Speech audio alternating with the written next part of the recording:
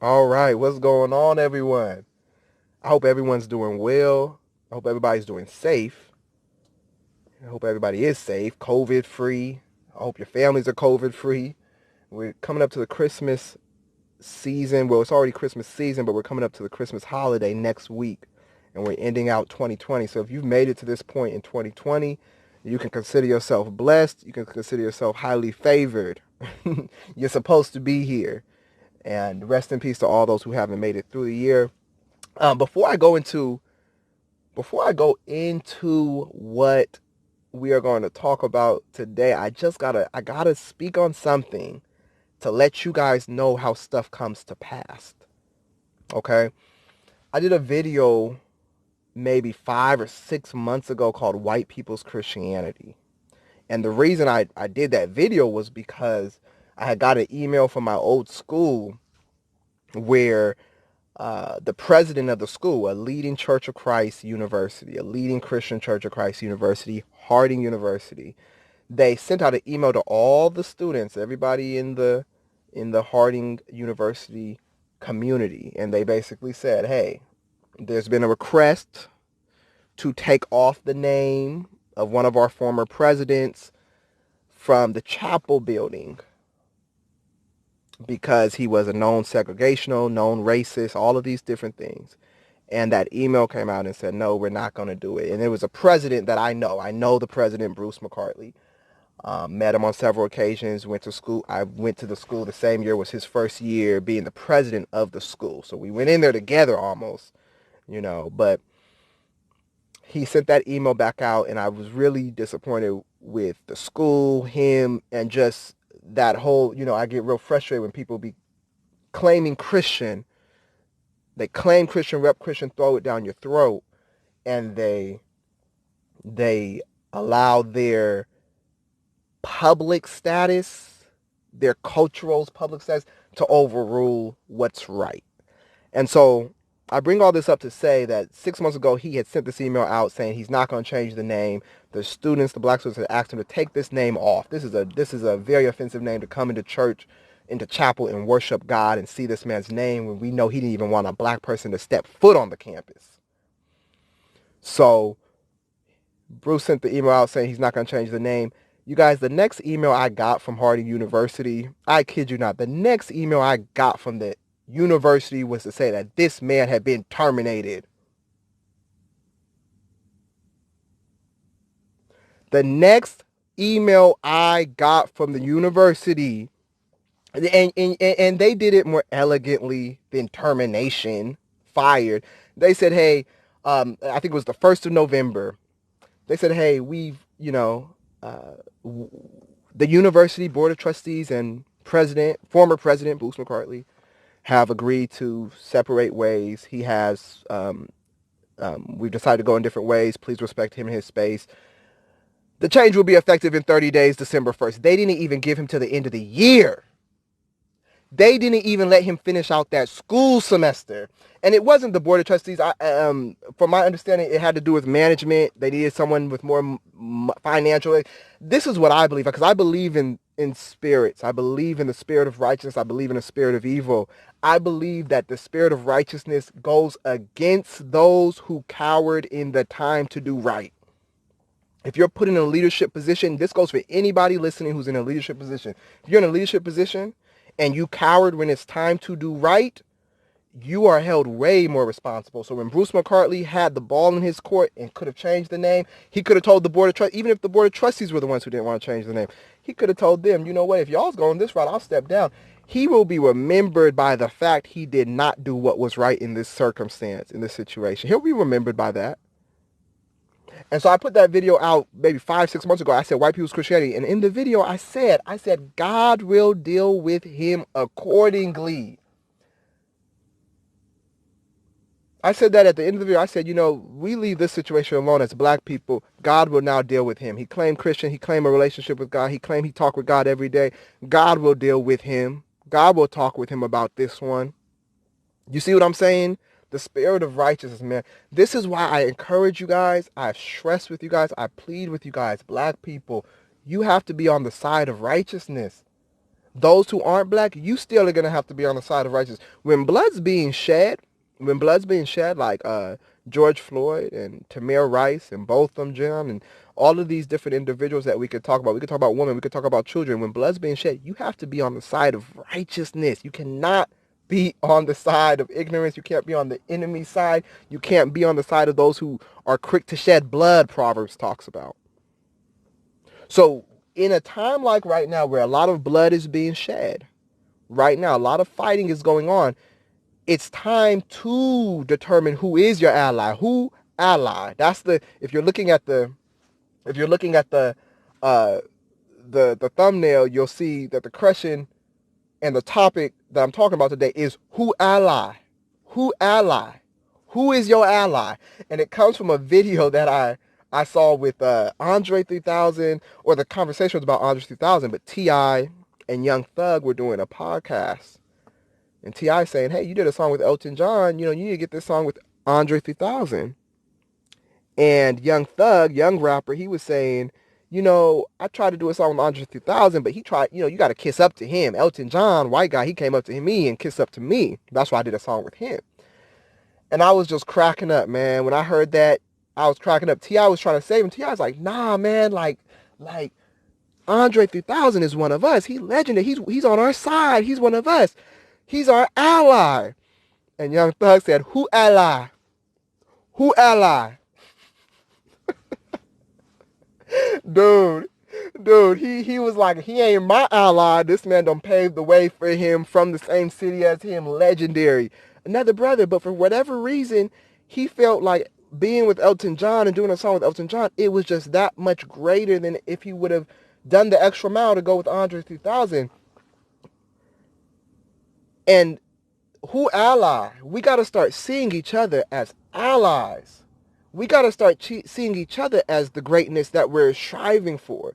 We got to start seeing each other as the greatness that we are striving for. Contrary to popular belief, black people are the conversation of the nation. Black people are the conversation of the nation. Elton John probably wanted to do a song with Young Thug because black people are so hot. Young Thug is probably hot right now, and he's like, I need to get in good with black people to get my numbers and ratings up again. I need to do a good single with black people. That's why he did that. Young Thug, recognize your greatness, and all young black people recognize your greatness. They try to mess with us because we have the greatness. Do you guys understand?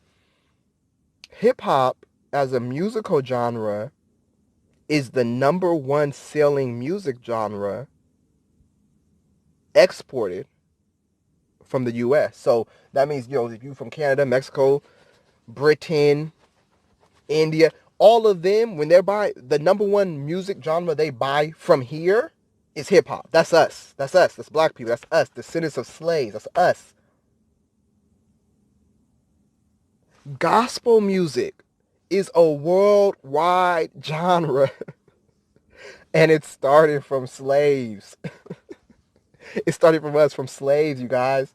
We have the ability to take something, soul food started from slaves. We have the ability to take something and make it a whole genre, make it a whole movement. We are the conversation of the nation. I say this all the time. If you want to speak about the history of the United States, you have got to deal with black people. If you want to talk about entertainment in the United States, you're going to talk about black people. If you're going to talk about sports, you're going to talk about black people. If you're going to talk about the news, even with all the filth they put on us, they're talking about black people or how to contain black people. When white people are going and doing all those political meetings, they're talking about how are we going to deal with the black people. When Reebok, Nike, Adidas, Gatorade, when they're trying to figure out how to make a commercial that's going to cater to people, they're trying to target black people. Y'all, we have the energy within us. We give our energy away. We give our energy away to other people so much, so often. And when I say energy, I'm talking about mind. I'm talking about mind, mental energy. You got to protect that, cherish it. Young Thug should have told Elton John, man, you want to do a song with me? I mean, it might have been good for his career, cool. But recognize your greatness. Recognize your Elton John, your fan base ain't really gonna mess with me. So it ain't really no mutual benefit for me to do a song with you. Your fan base ain't messing with me. But you'll get hot because I'm hot right now. You drop a single with me, you're gonna get hot. Recognize your greatness. Now watch this. Now recognize your greatness and then ally with someone who looks like you. Young Thug. Do that song with Andre 3000. Both two black kings now. Y'all pharaohs anyways. Two black kings. Y'all go ahead and do a hit single together. Both of y'all benefit. That's your ally. Another thing, whenever you bring up that word ally, ally always has to do with a fight is about to go down. Something has to be done. Ally always has to do with something needs to be done and there's a mutual benefit in it for both of us. If me and you both do this, we are both going to benefit freedom. We're both going to benefit financially. We're both going to benefit peace, success, whatever we're looking for if we both go in on this cause. That's your ally. So an ally always has to do with some action. Something's going to get done. This is why John Henry Clark says, you don't have no allies, you don't have no friends, because when it comes to allies and friends, you'll know who they are because they're willing to really put something on the line for you. Kaepernick's an ally. Kaepernick was willing to put his whole career on the line. He did. He lost all of it. He lost his salary. So anybody who's under that talking about, well, I don't want to lose my job, you got to look at it. You got to look at stuff. This man was a millionaire. He put it all on the line. He didn't know he was going to get recompensated and stuff. When he was first starting off, he was doing it by himself. Put it on the line. This is why I respect people like him. I respect people like Muhammad Ali. People who are, no matter who you are, we're going to speak against the unrighteousness and the injustice. And no matter what I might lose, you can take my title belt. You can take my job. You can take my millions. You could take my home. But regardless of who you are, I fight for righteousness. So who ally? Who ally? Who's your ally? How do you know who your ally is? I'll tell you who your ally is. Your ally is going to be someone who's aware of the fight you're in and courageous and confident enough to fight with you. They're aware of the situation you're in. They're courageous and confident enough to fight with you. If you guys remember the story of the Good Samaritan, the Good Samaritan was aware of the danger that Jew was in, lying there on the ground, got beaten and robbed. He could have kept going. I don't want to get beaten and robbed staying here. He was aware of the danger the man was in. And he was courageous and confident enough to fight for the man's, regardless of what that meant for his own personal well-being. That's an ally. So don't have somebody give you, like I give you a little tip, extra money, give you something nice, take you out to dinner all the time or whatnot, and then now all of a sudden you think you allies. Allies has to do with something's about to go down. You might have to risk something for me. That's an ally. That's an ally. So when we're dealing with other groups, I have nothing against another group. I have nothing against another group. Until that group sets up shop against me in my group, I am not against another group.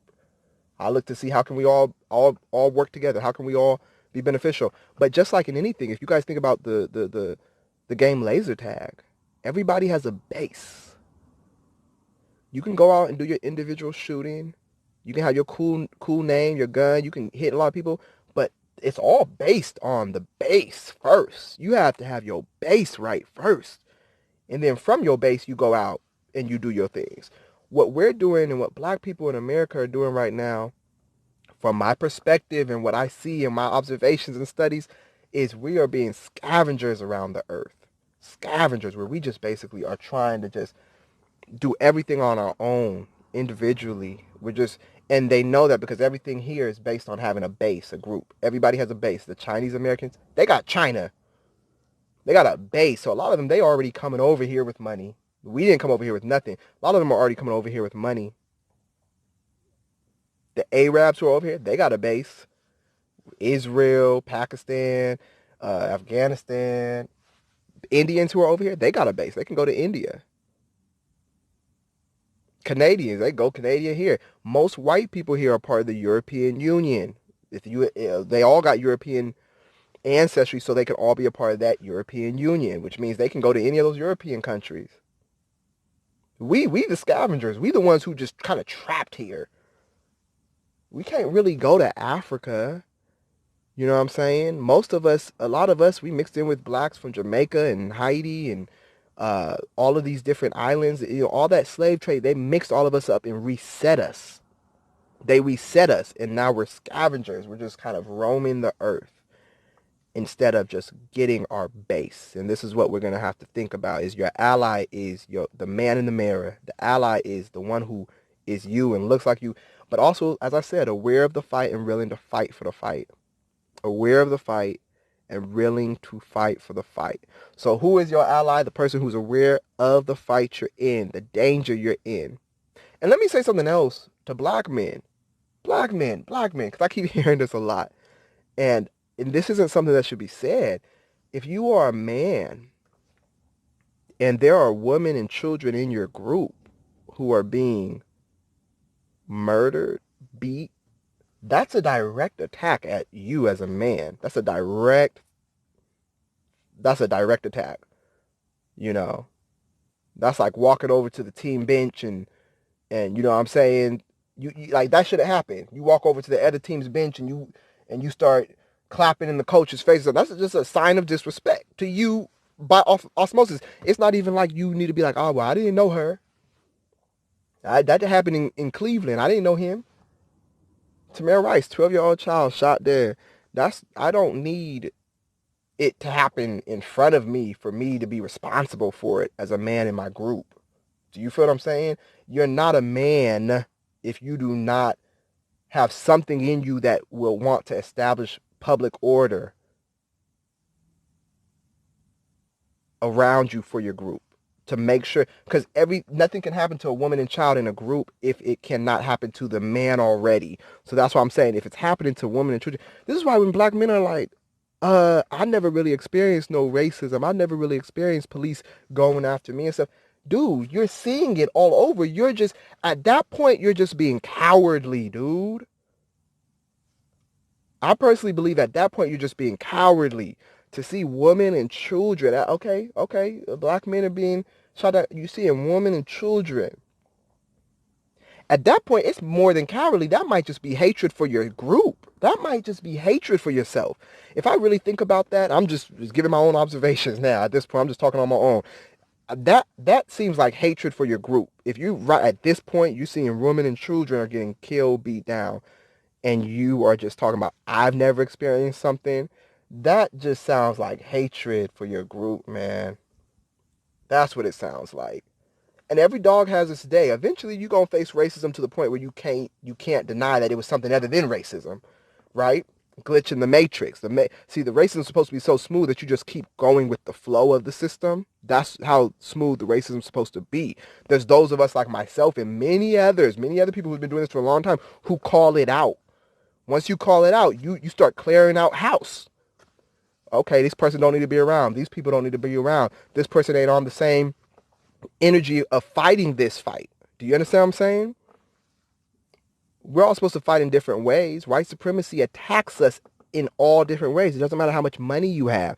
They can throw you in jail at any time. LeBron James, millionaire. LeBron James don't even talk publicly. He's an athlete. He's a basketball player. They wrote nigger on his house while he's getting ready to play a playoff game. He's checking back in with his family and boys and girls to make sure they okay. This is a millionaire who's not even fighting against racism in that type of way. Like, that's not his day-to-day job, fighting racism. You know why? You know why that still happened to him? He represents the greatness each of us have. Black people have so much greatness. He represents that just by doing what he does so great. Think about it. You've had white billionaire owners angry with this man because of the way he used his mind and said, I'm not going to be shipped. LeBron, you haven't seen LeBron traded nowhere. You haven't seen LeBron traded somewhere because someone didn't like him, so they traded him, got mad at him. LeBron tells people when he's going to go somewhere. LeBron got himself together, got his agent together in his mind. He said, I'm not going to be nobody's slave. And they have hated LeBron ever since. That's when I started liking LeBron. Because when LeBron came in the league, I was always Melo fan. But 2010, 2011, and 12, when he was in Miami, and I saw the way he was doing business, I said, you can't not like that. I started learning from him. I'm like 18 years old. I'm learning from him. I'm like, you can't not like that. He controlled his self and his energy, kept it independent. For in many ways, I should say, in many ways, because I wouldn't have signed a lifetime contract with Nike, but that's neither here nor there. But white supremacy, it doesn't matter how much money you have. LeBron James had all that money. It doesn't matter. Michael Jackson, most known person in the world, white supremacy came out to him in many ways. That's another thing. Young Thug up here talking about Elton John. Elton John, he'll be a friend with Black Society and then go against you. He was a friend of Michael Jackson. Then he went against Michael Jackson when everybody else went against Michael Jackson. You know, that's not an ally. Ally is when the fight goes down, you're gonna stand with me when the fight goes down. That's more of an instigator, or that's more of a vulture to do something like that, to be a friend to somebody while they're living and good and hot.